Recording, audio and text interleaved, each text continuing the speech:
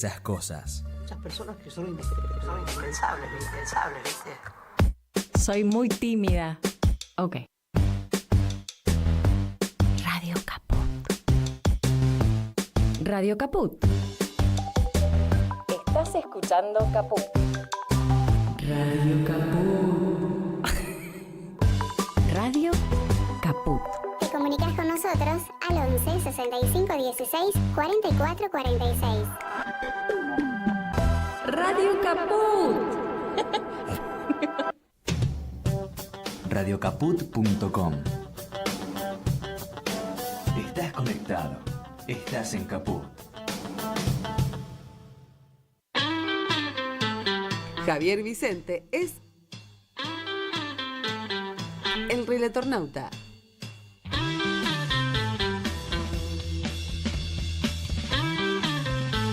El Relatornauta, los martes y jueves a las 15 en Caput.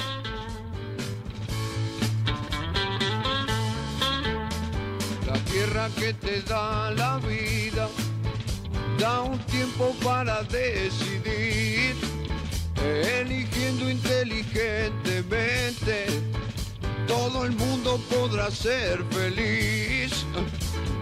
Jugo de tomate frío, jugo de tomate frío, en las venas deberás tener.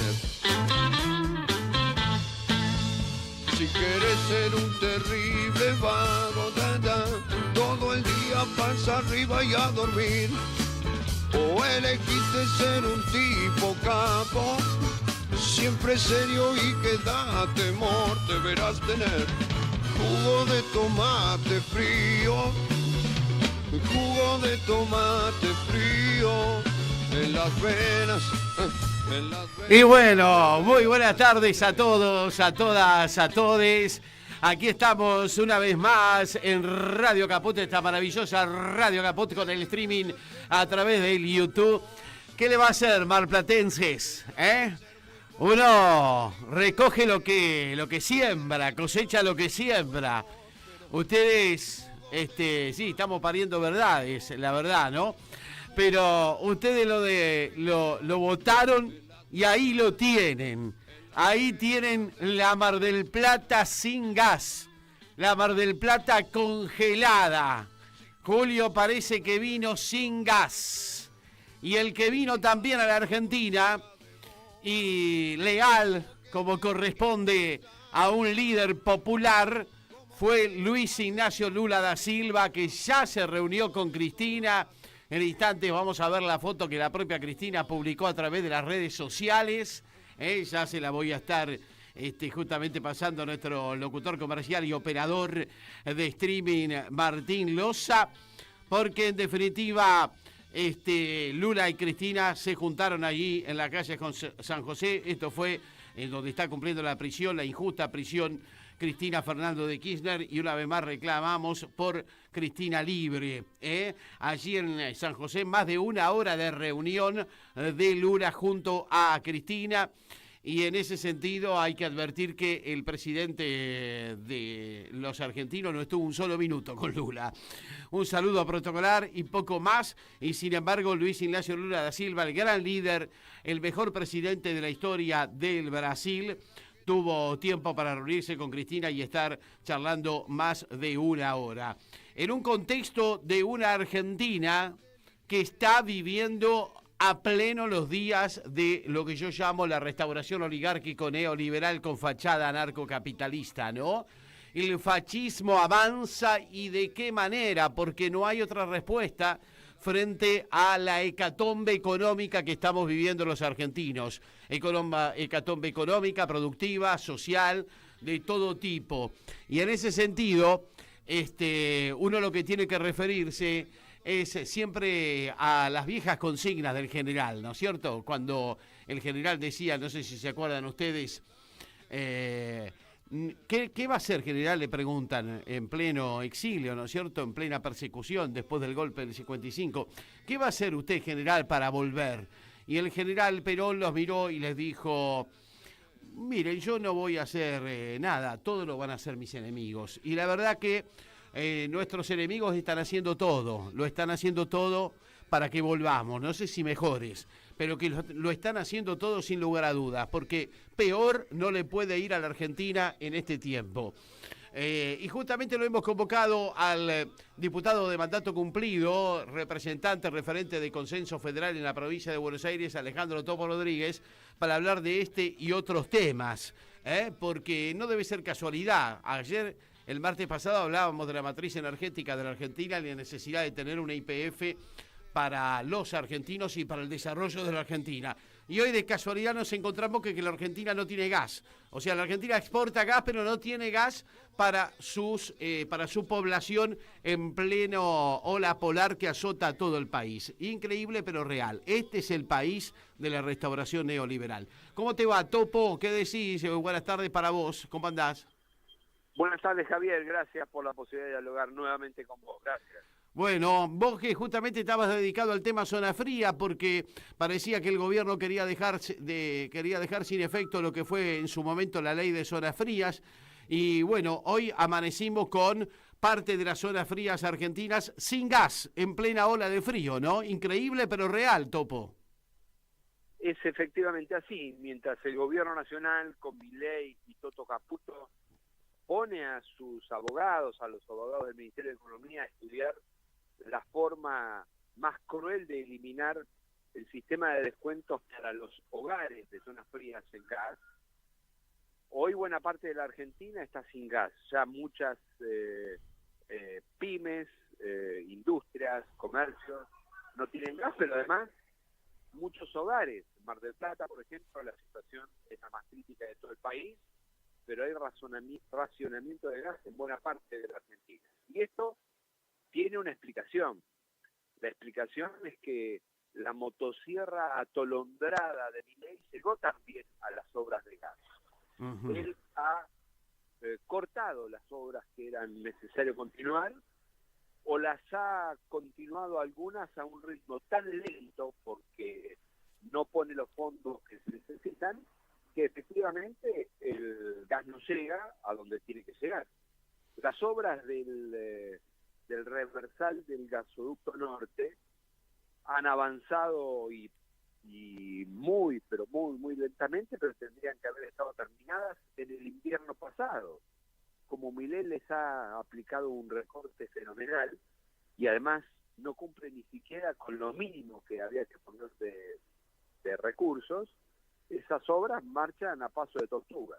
Y las obras de ampliación, lo que se llaman las ampliaciones, el gasoducto Néstor Kirchner directamente las cortó. Entonces, este es el resultado de la motosierra. ¿Qué dice Milei? Dice Milei que nunca más va a faltar gas en la Argentina. Y lo que él tiene que saber es que en Argentina no falta gas. En Argentina sobra gas, pero no le llega a la gente por culpa de él. Claro, totalmente. Y a propósito de eso, da la impresión de que esto que está sucediendo hoy en muchas zonas del país, bueno, Mar del Plata como representativa, pero está pasando en muchas zonas del país y de la provincia de Buenos Aires también, lo que estamos viendo es una postal, es la postal de la Argentina sin Estado. Cuando cuando un país retira al Estado, en definitiva pasa esto, te quedas sin gas, te quedas sin rutas, te quedas sin sectores productivos, o sea, tiene su costo, no era, digamos, larará el tema de la motosierra, ¿no es cierto, Topo? Exactamente, cada día más se va notando el efecto nefasto que significa la retirada bruta, atolondrada del Estado. No es que el Estado no tenga que mejorar permanentemente, al contrario, el Estado tiene que ser todos los días un poco más eficiente, pero eso es muy distinto de cortar al Estado con una motosierra y creer que el superávit fiscal se puede lograr dejando de pagar. Ahora, vino Milei a la Argentina a traer el verso de que se termina la obra pública y que la obra pública la financian los privados, dice, como por ejemplo, y pone de ejemplo lo que pasa en Chile. En Chile, los privados hacen solo el 15% de las obras. en cuanto a monto. El 85% sigue siendo el Estado, es decir, que miente el presidente, quiere traer modelos que solo existen en su mente y el impacto lo viven hoy millones de argentinos con esta ola polar que no es rara, porque en la Argentina siempre hace frío en invierno y en muchos países del mundo existen problemas de provisión de gas. No es que esto es único en la Argentina. Lo que pasa es que con previsión y con planificación se pueden amortiguar los efectos. Este gobierno no ha tenido ni previsión ni planificación y los efectos se han agravado y no solo no se han aliviado. ¿Y cómo vinculás esta situación con el debate que se ha generado en las últimas horas respecto de la empresa de energía emblemática de la Argentina, que es YPF, ¿no es cierto? Con un desarrollo muy virtuoso como el de Vaca Muerta y que pareciera ser ahora bocado apetecible para los buitres que están al acecho y con un gobierno que les termina dando la razón. Vaya a saber por qué, si es por factores puramente ideológicos, si lo es por coyunturas electorales, pero es raro, ¿no?, que un país y un Estado le den la razón a los buitres y pongan en riesgo el control de una empresa estratégica como YPF. ¿Qué opinión tenés al respecto, Topo? La energía es un activo estratégico, no solo para el desarrollo económico y para la situación, resolver situaciones sociales en la Argentina y en el mundo, sino que también lo es desde el punto de vista geopolítico.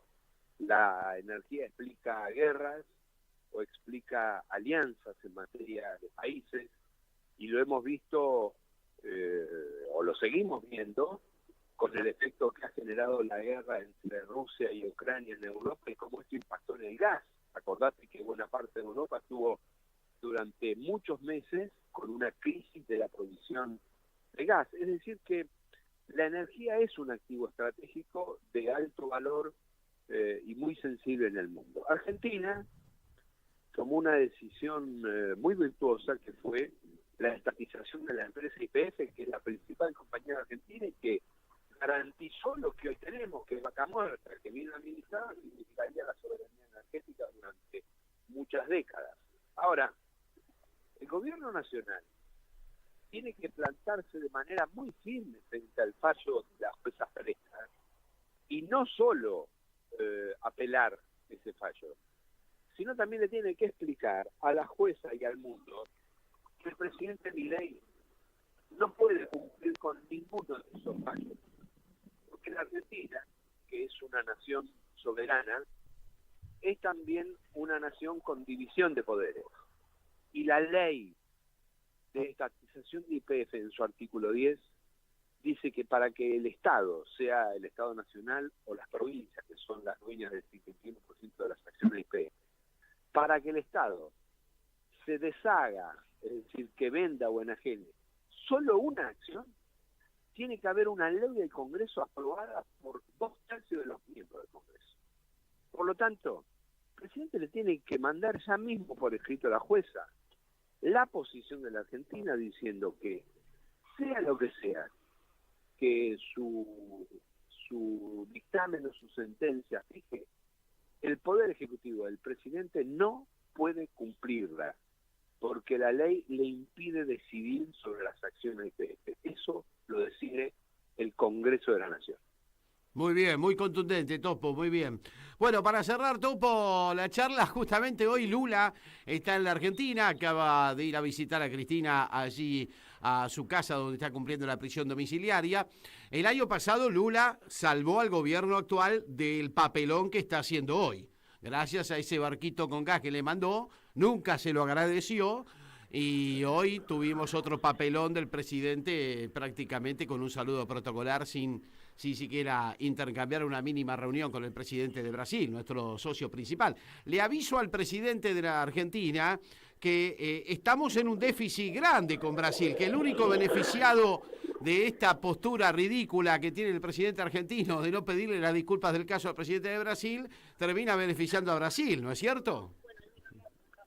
Así es, efectivamente. El año pasado Lula decidió enviar un barco gasificador sin recibir la plata a cambio. Es decir, confió a ciegas, a ojos cerrados, envió el gas que la Argentina, no Milei, sino que la Argentina necesitaba. Y Milei no ha sido ni siquiera capaz de tener un gesto que en la diplomacia no solo es necesario, sino que es imprescindible. Esta era la etapa para que el presidente de la Argentina y el presidente de Brasil, no importa que tengan distinto signo político, porque yo te recuerdo que la relación de Cristina Fernández de Kirchner con el fallecido expresidente de Chile, en su momento fue una relación muy constructiva y respetuosa, y el presidente de Chile era un presidente de derecha.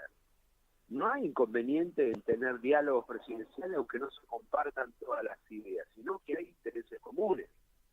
Entonces, esta era la etapa para marchar juntos entre Brasil y Argentina, entre el presidente de la Argentina y el presidente de Brasil, a los BRICS y tener protagonismo económico allí.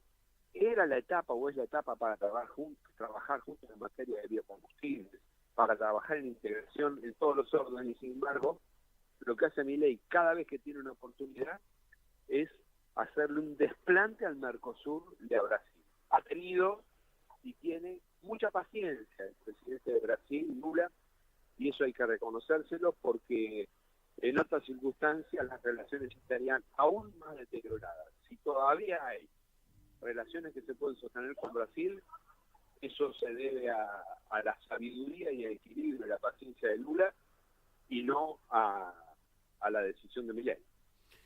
Topo, muchas gracias, la seguimos en cualquier momento. Gracias, Javier, muy buenas tardes, gracias.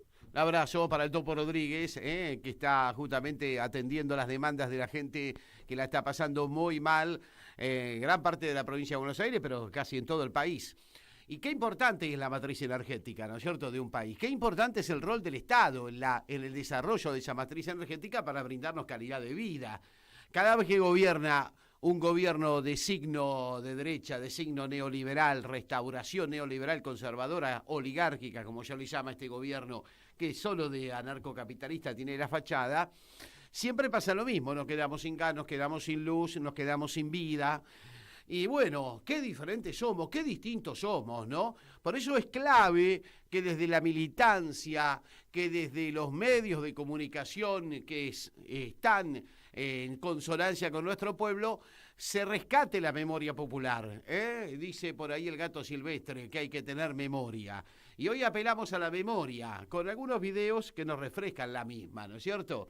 Por ejemplo, en el peronismo, en el gobierno del general Perón, parece que fuese el futuro y en realidad fue el pasado, un pasado mejor para los argentinos, donde se hablaba de la energía atómica, donde se desarrollaba la energía atómica para que hoy no tengamos los problemas de matriz energética que tenemos. Claro, eso se cortó abruptamente en el golpe del 55 y nos quedamos sin energía atómica, nos quedamos sin nada. Hubo una continuidad del Estado hasta nuestros días, por lo menos en el tema de la matriz de energía atómica, pero la verdad que el desarrollo hubiese sido distinto.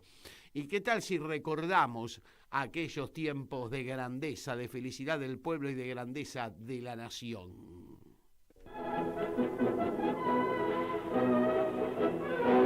Se concreta una importante contribución al progreso de la ciencia argentina. El general Perón asiste al acto inaugural del primer sincrociclotrón existente en el hemisferio austral.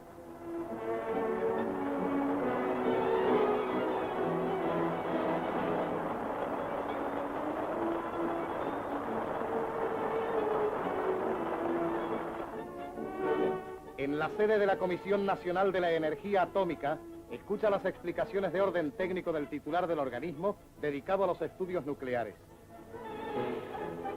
En cumplimiento de los postulados de la doctrina nacional, el nuevo aparato ha de estar al servicio de los ideales de paz y de humana comprensión que sustenta la ciencia argentina, poniendo al alcance de los que sufren nuevos elementos para la lucha contra la muerte y el dolor. Al apretarse este botón, se pone en marcha el sincrociclotrón con su gigantesco poder de 30 millones de electrovolts, señalando el comienzo de serias investigaciones orientadas hacia el estudio y la experimentación de los radioisótopos, moderna aplicación de la energía radioactiva a fines de diagnóstico y terapéutica.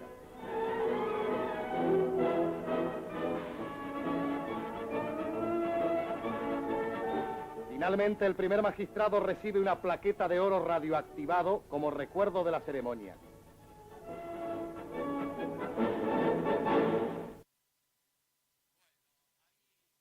ahí teníamos este maravilloso archivo de Difil, del gran Di Chiara, el acopiador de material de archivo, y qué distinto hubiese sido la Argentina si se hubiese continuado con esa matriz energética en desarrollo del peronismo. Retomada sin dudas también en los tiempos de Cristina. Ahora vamos a ver cuando Cristina también lanzaba y anunciaba las obras que hoy le están dando al gobierno la posibilidad de mantener este dólar barato, ¿no? Gracias a Vaca Muerta. Pero bueno, los muchachos se lo quieren regalar a los buitres. Y en este contexto no es nada extraño que el fascismo avance y pase a la ofensiva porque no hay resultados económicos y entonces se dedican a perseguir militantes, a perseguir compañeros. Y tenemos el caso, por supuesto, de Alasia, de esta compañera que además se le ha sumado en las últimas horas otras compañeras que también están siendo detenidas, incomunicadas, desde el juzgado de Arroyo Salgado, allí en San Isidro, en una clara persecución a la militancia e intento de disciplinamiento. El abogado de la primera compañera detenida a propósito de esto, de Alesia Abaigar, es Adrián Albor, que ya está comunicado con nosotros. ¿Cómo te va, Adrián? ¿Qué decís? Javier Vicente, ¿cómo andás? Es un gusto enorme saludarte, querido Javier, y un saludo cordial a toda la audiencia. Te pido, sí, si antes de pasar al tema de Alasia, sí, de Alesia, sí, una palabra respecto de lo que acabas de decir con sí, el tema del dólar barato, ¿no? claro. Porque, digo, si el dólar está barato y vos, en lugar de comprar dólares, tenés que vender los que habías ahorrado en época del peronismo, es porque te están cagando. No es una buena noticia que el dólar esté barato, si eso no significa que vos vas a poder consumir más, sino que vas a tener que quemar a un valor barato tus ahorros, que es lo que ha generado el gobierno con este plan. Pero si el otro día, miseria planificada. El otro día, Adrián, el ministro de Economía lo confesó claramente, que había sectores de clase media que no podían pagar los servicios y lo hacían quemando dólares y que con esos dólares los garcas de Barrio Norte se iban de viaje al exterior. Digamos que los jubilados le están financiando los viajes al exterior a los garcas de Barrio Norte. Es maravilloso este modelo, ¿no? La historia argentina es una historia de saqueo cíclico, ¿no? Los militares robaron con la obra pública y con los bienes de los desaparecidos. El menemismo robó con la privatización de las empresas que acá no es que vino una empresa telefónica a poner los cablecitos de cobre, no, se agarraron todo lo que ya había, ¿no? En la electricidad, en agua, en gas. Durante el macrismo se robó con la deuda más grande en la historia de la humanidad tomada por un país. Fueron Toto Caputo y Mauricio Macri. Y ahora este gobierno, con De la Rúa, que fue el corralito, ahora este gobierno está saqueando con los ahorros de los argentinos, ahorros que, digámoslo, se generaron durante un gobierno, 2 gobiernos o 3 gobiernos peronistas, ¿no? Eso es lo que tenemos, y está vinculada una cosa con la otra, querido No Javier. tengo la menor duda que está vinculada a esta persecución política que se ha establecido contra parte de la militancia.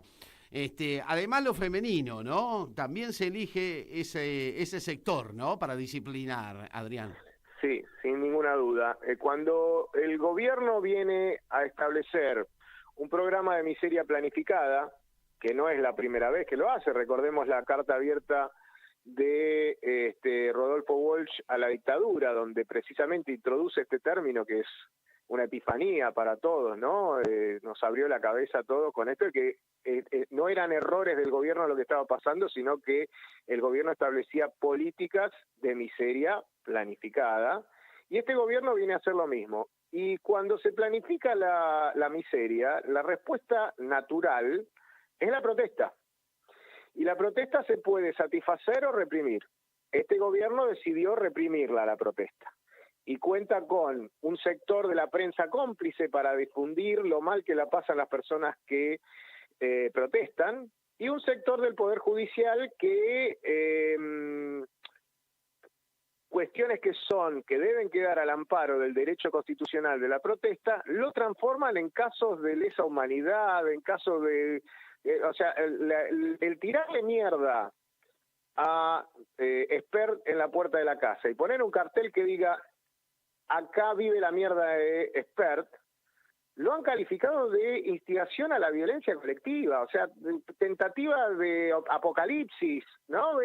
Siempre tienen estas boludeces de poner nombres pomposos para demonizar. Cristina en su momento, el memorando de Irán, dijeron que era traición a la patria. O sea, nos acordamos de la bestia cavernícola de Bonadío calificando los hechos, que si un alumno de primer año te los califica de esa manera, lo mandás a marzo.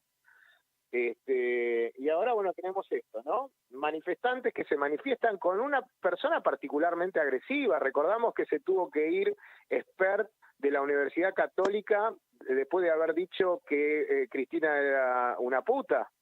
¿Recuerdan ustedes cuando este tipo dijo que hablaba con Florencia ahí en la Universidad y le dijo, sos una hija de puta? Se tuvo que ir de la Universidad Católica. Entonces, esta gente que se hace... Sí, provocan y después no se hacen cargo. Sí, provocan y no se hacen cargo. Después lloran.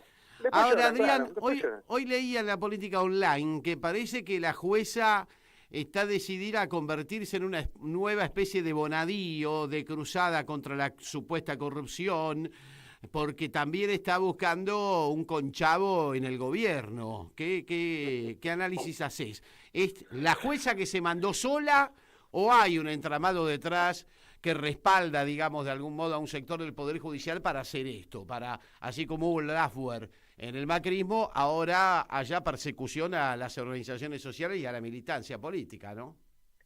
No, sin duda estamos ante un nuevo episodio del Lawfare. Acá armar causas, inventar causas o magnificar hechos que son simples contravenciones, tratando de transformarlos en crímenes gravísimos, no deja de ser lawfare. El lawfare no solo es inventar causas a dirigentes políticos para neutralizarlos, sino también que en la medida que utilices al poder judicial y a la prensa con fines de tipo político, estás en un nuevo episodio del lawfare. Recordemos que en su momento Larreta, Macri, hacían un pequeño lawfare también a nivel local, cuando le inventaban causas al Pitu Salvatierra y a los militantes de la Garganta Poderosa que querían que no los remuevan del lugar donde estaban hasta que no le dieran la casa. A las organizaciones sociales, claro. Absolutamente. Entonces lo que tenemos es algo que antes no habíamos visto nunca a Arroyo Salgado actuar de esta manera, con calificaciones de los hechos realmente ridículas, con prisiones preventivas realmente innecesarias, con una barbaridad que es que los defensores de los imputados no estamos pudiendo acceder al expediente. Se toma una declaración indagatoria sin hacerle saber a la persona las pruebas obrantes en su contra. Esto es también algo que es descabellado y que te hace reprobar un examen de derecho procesal penal. Y bueno, así estamos. O sea, vos me preguntás si esto es un contubernio entre la jueza y el gobierno. Mira, yo no puedo descartar nada. Nosotros lo que vamos a hacer, sin dudas, es acciones ante el Consejo de la Magistratura y en el momento oportuno, porque hoy no es el momento oportuno, vamos a hacer también lo que tenemos que hacer con todos aquellos jueces que han abusado del magnífico poder que les ha dado la población para administrar justicia y lo han utilizado para perseguir a opositores políticos, y aunque pasen un montón de años, Javier, aunque pasen muchos años, va a haber una gran CONADEP del lawfare, y todos aquellos jueces que abusaron de su poder y privaron ilegítimamente de la libertad a dirigentes políticos y sociales, van a tener que responder como respondieron los milicos de la dictadura genocida. Van a morir en la cárcel con el traje a rayas y sentados arriba de un inodoro. No tengo dudas de que en algún momento va a pasar. Adrián, ¿cuál es la situación hoy de Alessia? ¿Ella está detenida en Ezeiza?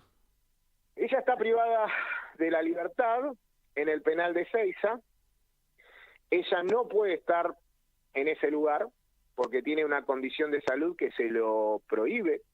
Los propios, tenemos en la causa, en un pedido de prisión domiciliaria, que el propio perito oficial dice que no puede estar con el problema de salud que ella tiene, no puede estar en el lugar que está.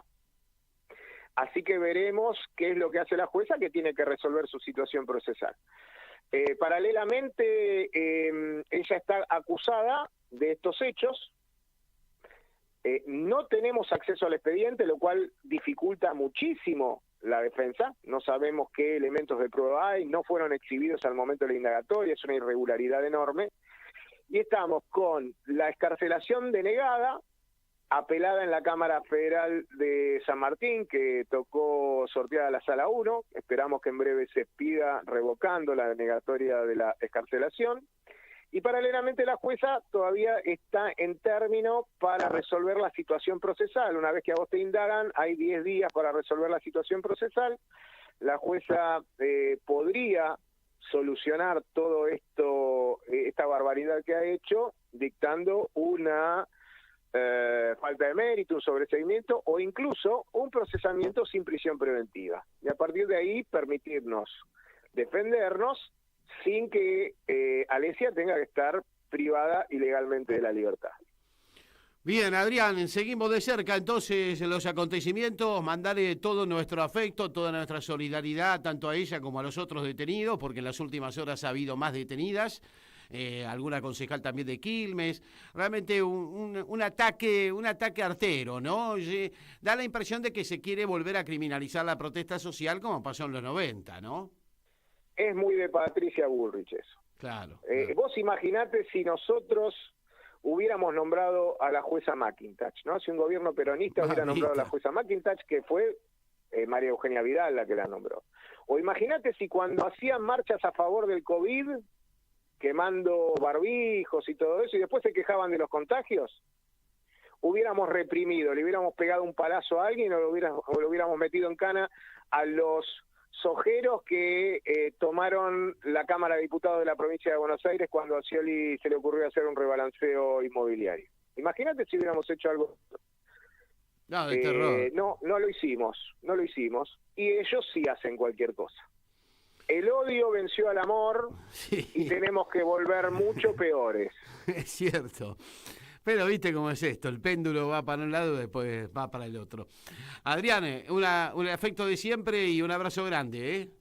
Un abrazo grande, querido Javier. Saludos a la audiencia. Adrián Albor, charlando con nosotros, el abogado defensor de Alesia Baigar, que está detenida, la compañera detenida por el escrache ni calificativo se merece el diputado Esper.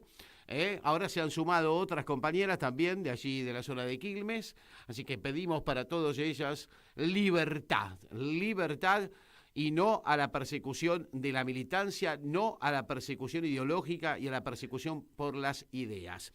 Creo que para seguir con el tema de la matriz energética, y qué importantes son los gobiernos cuando los gobiernos impulsan el desarrollo nacional y no como estos gobiernos oligárquicos, neoliberales, restauradores de la injusta distribución de la riqueza, te llevan puesto y te quedás sin gas, te quedás sin energía, te quedás sin vida. Bueno, Cristina presentaba hace poco tiempo atrás las obras que justamente desarrollaron gran parte de la virtud que hoy tiene, entre otras empresas, YPF, Vaca Muerta, y que le está dando los dólares para que estos tipos sostengan el desastre de dólar atrasado con que nos tienen hipnotizados a una parte de la clase media. Pero escuchemos a Cristina justamente hablando sobre la temática del gas. Hoy es un día de fiesta para todos los argentinos.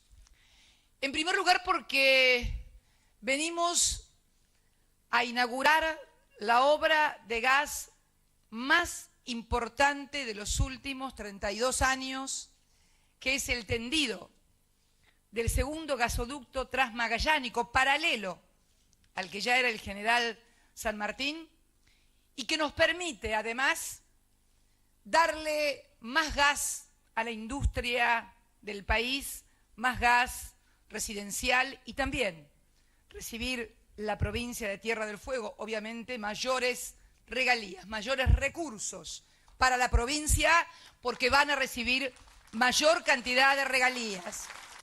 Esto fue posible porque inversores confiaron en la República Argentina y pusieron en un fideicomiso los 314 millones de dólares que significó, que demandó una inversión de esta naturaleza. Eso es para los que en la Argentina virtual y mediática dicen que no hay inversiones. Esta es la Argentina real, donde pusimos en marcha este gasoducto.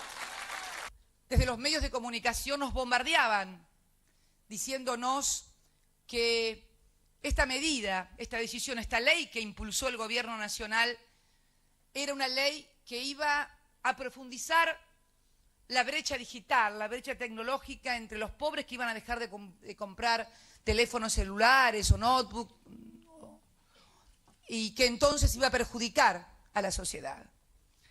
Y sin embargo, sucedió exactamente lo contrario. Están aumentando como nunca la venta de celulares. Estamos próximos a llegar en la República Argentina a un parque de celulares de 50 millones de celulares, siendo 40 millones de habitantes argentinos. Saben que jamás voy a tomar una sola medida en contra de los intereses de trabajadores, de jubilados, de universidades, de las provincias. Si estamos también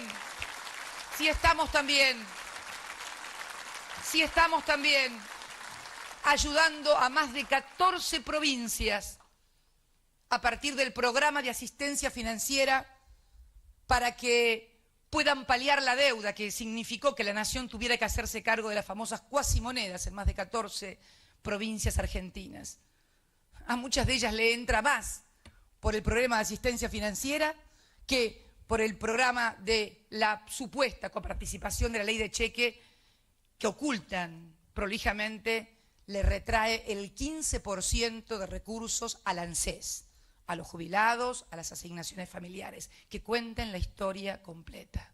Creo que es hora de que todos en la República Argentina, y cuando digo todos, es todos, pensemos un poco más en la República Argentina, nuestro país, en los que todavía le faltan muchas cosas, y dejemos de pensar tanto en la autorreferencia permanente, personal o institucional.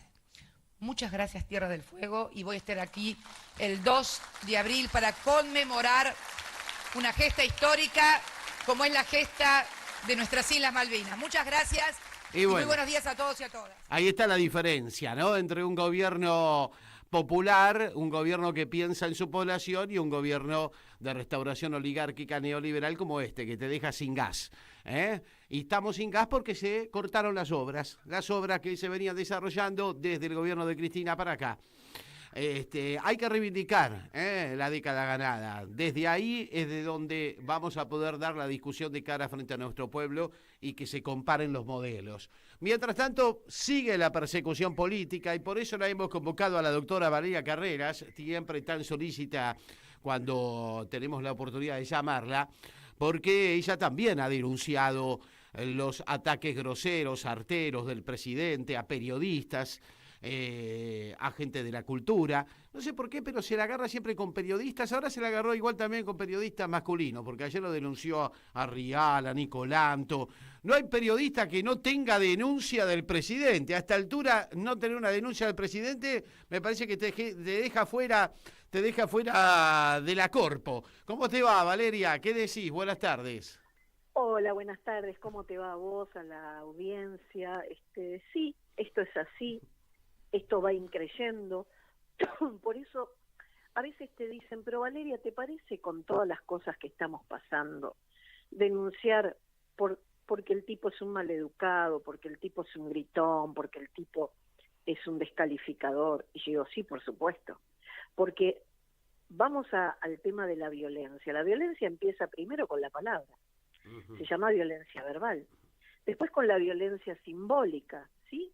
Que es todo lo que está haciendo en contra de un montón de personas. Por ejemplo, no solo las denuncias que hace, cortándote la posibilidad de queja, la posibilidad de pensamiento diverso, sino también está cortando a otros a querer hacer cosas porque te disciplina, ¿entendés?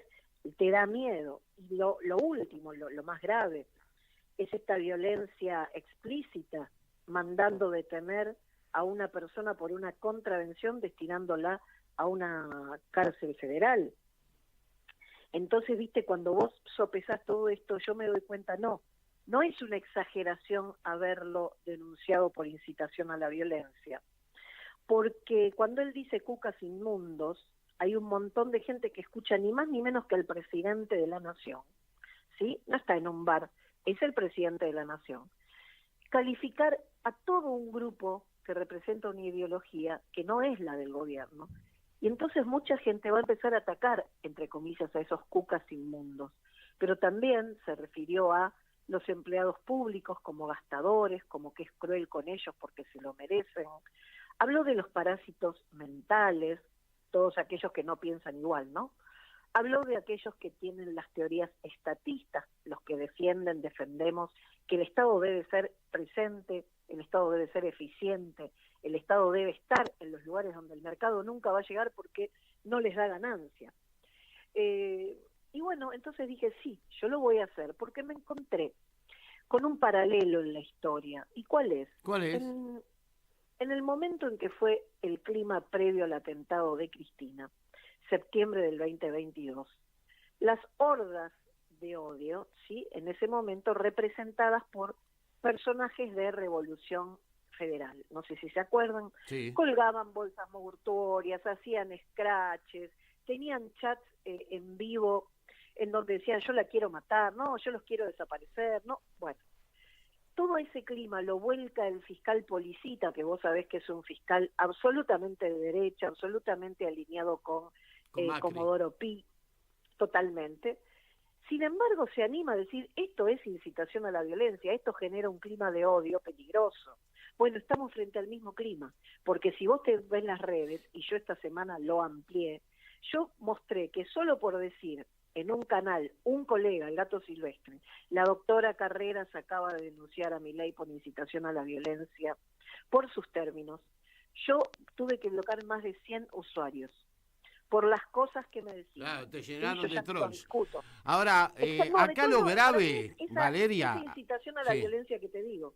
Acá lo Esa es grave, la prueba de Valeria, es que el Poder Judicial o una buena parte de él está en absoluta complicidad con esto de la batalla cultural. Recién hablábamos con Adrián Albor, que es el defensor de Alesia Baigar, colega. que Sí. me contaba cosas como que no le dejan ver, la jueza Arroyo Salgado no le deja ver el expediente, no saben por qué la tienen detenida. Le han presentado todo tipo de recursos, ni le atienden los recursos.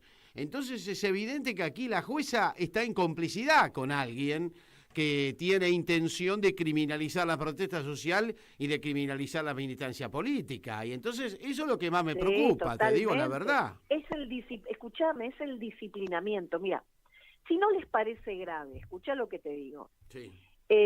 A ellos, esta descalificación, este ataque, esta persecución, esto que le hacen a Mengolini, que le hacen a O'Donnell, la catarata que te digo de violencia del presidente, ¿por qué les parece violento o penalmente reprochable que una tipa agarre y ponga caca en la puerta de una casa? Que eso es una contravención, no es un delito, salvo que lo tipifiquen como una intimidación, como una, amenaza suficiente, como un hecho que al otro lo asusta. Justamente el otro sería Spert, que vive pidiendo bala, que vive pidiendo que nos maten a todos los cuca. Por eso yo digo, acá es la distinta vara. Y Arroyo Salgado, ya sabemos quién es, yo creo que debe estar tejiendo algún tipo de cuestión, queriendo quedar bien con el poder de turno, porque vez pasada Arroyo Salgado quiso ir contra Ritondo y la droga y no la dejaron. Yo no sé si vos lo recordás, Sí. hace 3 años y medio atrás. Es más, ella No hizo una la declaración dejaron, pública. Totalmente, y le cortaron el reportaje en La Nación. Macrista absolutamente, como Ritondo, como el PRO. Es muy difícil como abogado, Javier querido, y como abogada, luchar contra esto. Como le hacen al BOR, no te muestro el expediente, no secreto de sumario, no podés ver la causa, imagínate la impotencia. Sin embargo, si bajamos los brazos, tienen la batalla ganada, ¿entendés? Porque vamos a tener, mira, hoy Amnistía Internacional dijo que era preocupante la escala del discurso de odio del presidente. Lo dijo en el marco de la nota que publicó el New York Times. No estamos hablando de Página 12, no estamos hablando de nadie que tenga un perfil social de los que estamos acostumbrados. Al contrario. Y eso para mí es importante, que empiece a haber voces, que empiece a haber miradas hacia lo que nos pasa y lo que nos están haciendo. Esto no es gratuito, esto lo está haciendo porque se está quedando, Milei se está quedando, llegó con esa personalidad, vamos a ponerle entre comillas, disruptiva, llamativa, que le gustaba a los jóvenes, pero ahora estamos pasándonos de la raya. Y este tipo de comunicación es como la droga. La droga ya no van un par de epítetos, ¿sí? Ahora cada vez tiene que dar más y hacer más. Y en esa misma consonancia está Patricia Bullrich. Patricia Bullrich ya no se queda con la represión, ¿sí?, de los miércoles. Aparte que los miércoles están bajando mucho la cantidad de gente justamente por lo que pasa, la represión es brutal, claro. La gente ya no puede aguantar todo eso, son viejitos la mayoría.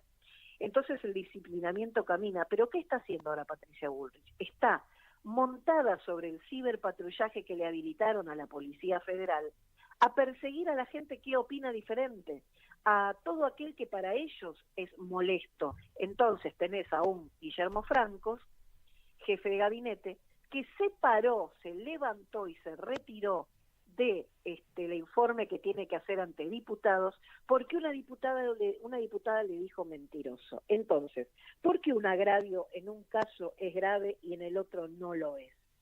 Yo espero sinceramente que en este momento Casanelo, que tiene la denuncia mía, y la mía, cuando digo la mía es en nombre de todos, ¿no?, ha recibido muchísimas mail y muchísimas adhesiones de personas comunes que yo no conozco.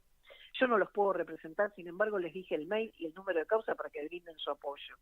Porque son las personas que también se sintieron insultadas, agredidas y en peligro, porque no pueden escribir tranquilamente porque una horda se les va encima. Lo que pasa, Valeria, que aquí el tema en cuestión es que evidentemente a medida que a ellos le va mal en el programa económico, o por lo menos gran parte de la sociedad se ve afectada por el programa económico, redobla la batalla cultural y entonces empiezan con esto de la persecución, del insulto a los periodistas y demás. Entonces uno no sabe cómo manejarse.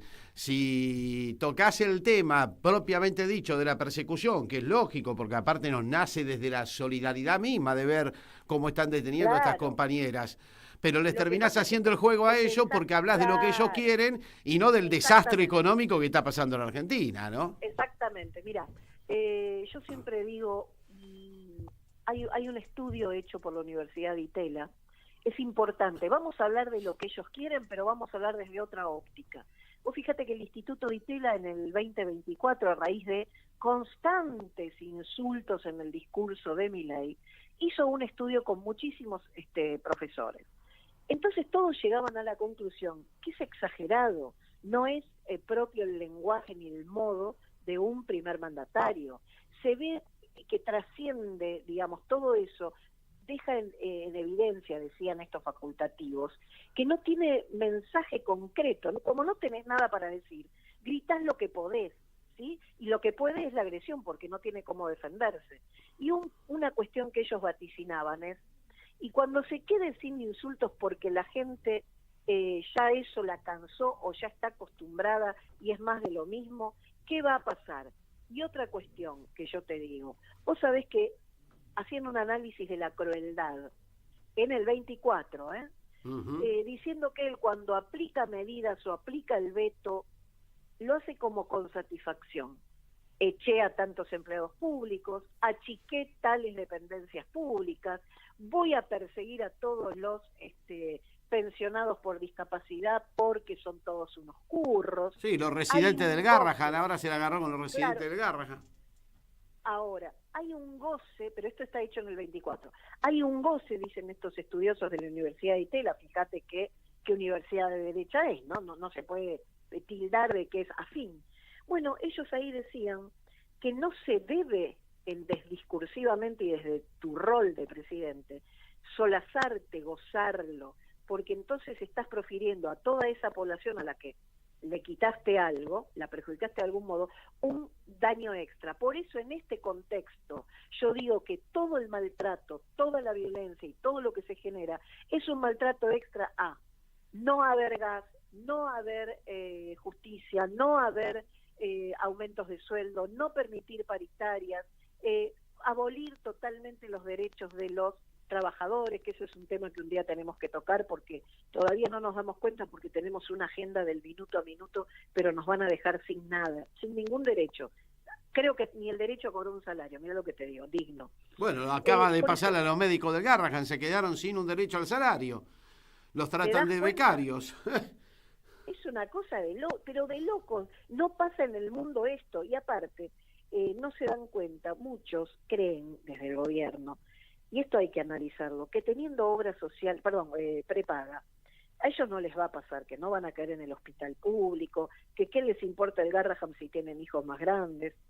Pero quiero que sepan que al hospital Garrahan van las personas que también tienen prepaga, porque en el Garrahan están los expertos de cada especialidad, de cada materia, realmente es de primera, es de vanguardia. Ahí van todos los casos de enfermedades que no puede la medicina privada, que no puede el hospital público, llegan ahí como la última alternativa.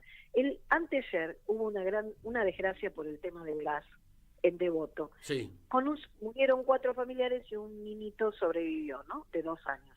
Al primer lugar que lo llevaron fue al Garrahan, ¿sí? Mirá. Esto es como para que se den cuenta, nadie está exento de tener que utilizarlo. Si nos queremos guiar con el individualismo, el egoísmo que tienen ellos, más allá de pensar que hay que sostenerlo por los niños, por nuestra infancia, se entiende, nuestra salud pública, nuestros derechos conculcados en la Constitución, todo eso. Mira, vos recién, dame un segundo, sí. Recordabas un discurso de Cristina.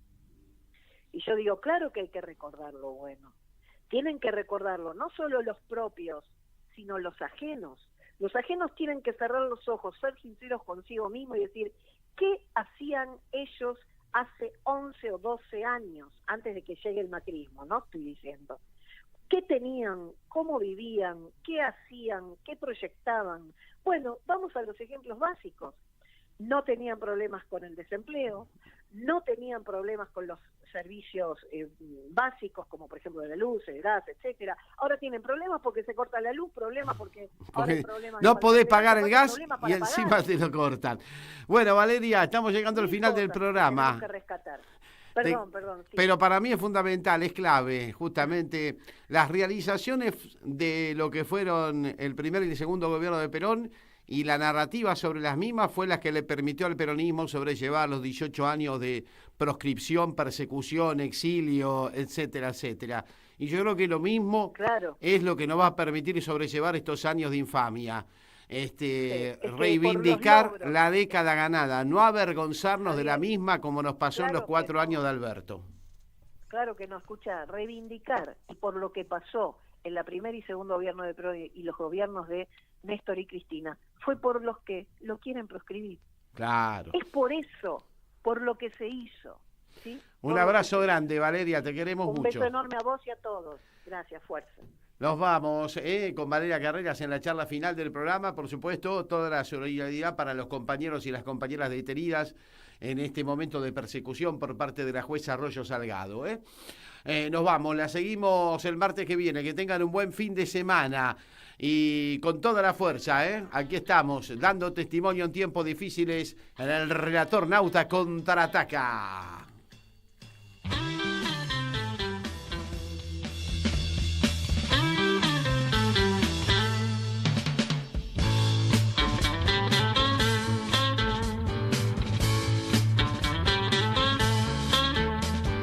Tierra que te da la vida, da un tiempo para decidir, eligiendo inteligentemente, todo el mundo podrá ser feliz. Jugo de tomate frío, jugo de tomate frío, en las venas en las venas deberás tener. Si quieres ser un terrible vago, todo el día pasa arriba y a dormir. O elegiste ser un tipo capo, siempre serio y que da temor, deberás tener jugo de tomate frío, jugo de tomate frío, en las venas deberás tener. Si quieres triunfar con las mujeres, tener muchas que lloren por vos, tendrás que ser muy poco inteligente, tener dinero y una buena voz, pero jugo de tomate frío, jugo de tomate frío, en las venas deberás tener. Si quieres ser un hombre importante,